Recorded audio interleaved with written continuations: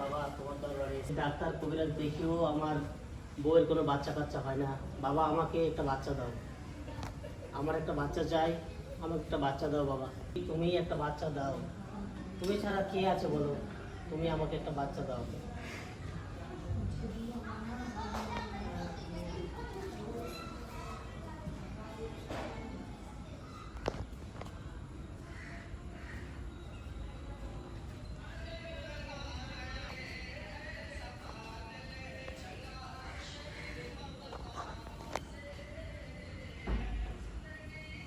বাবা একটু দাঁড়াবা, একটু কিছু কথা বলার ছিল।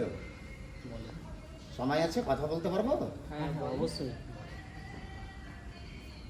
আল্লাহ তাআলা বলেছেন, ইন্না শিরকা লা যুলমুন আযীম, নিশ্চয়ই শিরক সব থেকে বড় গুনাহ। আল্লাহ ব্যতীত কাউকে সাজদা করা যায় না। তোমরা কে দেখলাম গেটে ঢুকছিলা, ওইখানে ভক্তি করলা, কি জানো করলা, তারপরে এখানে এসে ডাইরেক্ট একটা মাজারকে তোমরা সাজদা করলা। কিন্তু হুজুর আমরা তো চুমু খেলাম। না, তোমরা একটু দেখলাম সাজদার নিয়মে। তাহলে সাজদা কি হুজুর?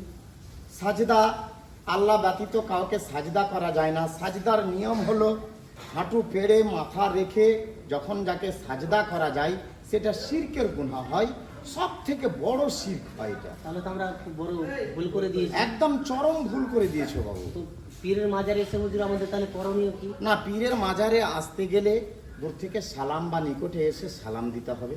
সালাম দিয়ে তার সঙ্গে তার কাছে এসে ফাতিহা শরীফ পাঠ করতে হয়। আর তার কাছে চাইতে হয়, তো মানে তার কাছে না, আল্লাহর কাছে চাইতে হয়, ওসিলা নিয়ে চাইতে হয়। হে আল্লাহ, ইনি তোমার মেহবুব বান্দা, ইনার ওসিলাতে তুমি একটা বাচ্চা দাও, চাকরি দাও, ঘর দাও, বাড়ি দাও, গাড়ি দাও, যাহা কিছু চাহা যায় ওসিলা নিয়ে চাহা যায়, কিন্তু ওনাকে সাজদা করা যায় না। হুজুর আমরা তখন খুব বড় ভুল করে দিয়েছি, তাহলে এখন কি করণীয়? অবশ্যই এটা ভুল, যেহেতু না জানাতে করা হয়েছে। এটা এই সম্পর্কে তোমরা জানো না নাকি? আমাদের যে সাজদা কাউকেই করা যায় এটা তোমরা জানো।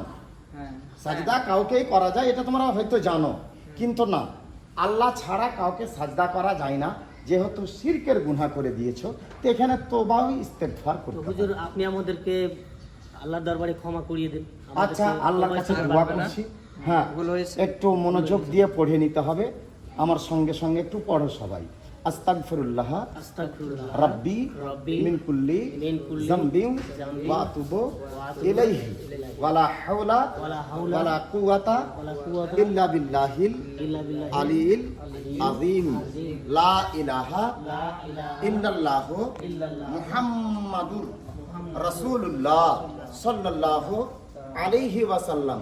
আশহাদু আল্লা ইলাহা ইল্লাল্লাহু ওয়া আশহাদু আন্না মুহাম্মাদান আবদুহু ওয়া রাসূলুহু।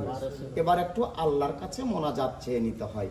আল্লাহ, আমরা ভুল করেছি, এই ভুলের ক্ষমাটা তুমিই করে দাও। আজ থেকে আমরাও শিক্ষা পেলাম হুজুর, আর জীবনে আমরা পীরের মাজার অবশ্যই যাব। অবশ্যই কোনো পীরের মাজারে গিয়ে আমরা সাজদা করব না। আমরা সরাসরি পীরের কাছে চাইবো না, আল্লাহর কাছে চাইবো, আল্লাহর কাছে চাইবো। বাহ, সুন্দর কথা বলেছে। এই তো শিক্ষিত মনে হচ্ছে ছেলেরাকে।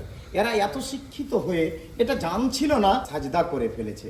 সামনে যেন আর কোনোদিনই না হয় বাবু, এবং এটাকে প্রচার করতে হবে। যদি সাজদা করা অনুমতি হতো, তা আপন মাকে আগে সাজদা করার অনুমতি হতো। ঠিক বুঝাতে পেরেছি? কাউকে কোনোদিনই সাজদা করবে না। মাকে যেহেতু নিষেধ আছে, কোনো ওলি আউলিয়া পীর পয়গম্বর কাউকে সাজদা করা চলবে না। বুঝাতে পেরেছি? ঠিক আছে হুজুর, আমাদের জন্য দোয়া করুন। আলহামদুলিল্লাহ, ফি আমানিল্লাহ। আমি আল্লাহর কাছে দোয়া করব যেন এই অজানা গুনাহ, এই কাবীরা শিরকের গুনাহ আল্লাহ যেন তোমাদের ক্ষমা করে দেয়। সবাই বলো আল্লাহুম্মা আমিন। আসসালামু আলাইকুম প্রিয় দর্শকেরা, আমরা আহলে সুন্নাতুল জামাতের তথা সুন্নি জামাতের যারা অনুসারী, আমরা আজীবন পীর ওলিদের ভক্তি শ্রদ্ধা করে আসি এবং আজীবন কিয়ামত পর্যন্ত এটা চলতে থাকবে। আমাদের এটা করার পিছনে ভক্তি করতে গিয়ে কিছু কিছু সময় আমরা অনেক বড় বড় ভুল করে থাকি। যেমন এই ভিডিওটার মাধ্যমে দেখানো হলো যে আজকে আমরা কি কি ভুলগুলো করলাম। বিশেষ করে বেশিরভাগ মাজারগুলোতে এগুলো হচ্ছে, যার কারণে আহলে সুন্নাত ওয়াল জামাতের বদনাম হচ্ছে। এগুলো বর্জনীয় জিনিস। আর বিশেষ করে মহিলাদের সম্পর্কে একটু বলেন, মহিলাদের কি পীরের মাঝারে আসতে না, চায়? তারা মহিলারা মাজারেও আসতে পাবে না, সাজদা করা তো দূরের কথা, তারা আসতেও পাবে না। তাদের জন্য যদি তারা মাজারে আসে তো আল্লাহ তাআলার পক্ষ থেকে তাদের প্রতি লানত বর্ষিত হয়, অতএব তারা আসতে পাবে না। ঠিক আছে, এই ভিডিওর মাধ্যমে আপনারা শিক্ষা গ্রহণ করুন এবং আমরা অবশ্যই শিখলাম অনেক কিছু। আমরা পীরের মাঝারে এসে যতটুকু প্রয়োজন ততটুকুই করব, হ্যাঁ, যতটুকু ভালোবাসার ততটুকুই আমরা ভালোবাসবো। আর পীরকে আমরা সম্মান করি, পীরের মুরিদ হই, পীরকে মানি, এটা আজীবন আমরা মেনে যাব। মেনে যাব। আসসালামু আলাইকুম ওয়া রাহমাতুল্লাহি ওয়া বারাকাতুহু।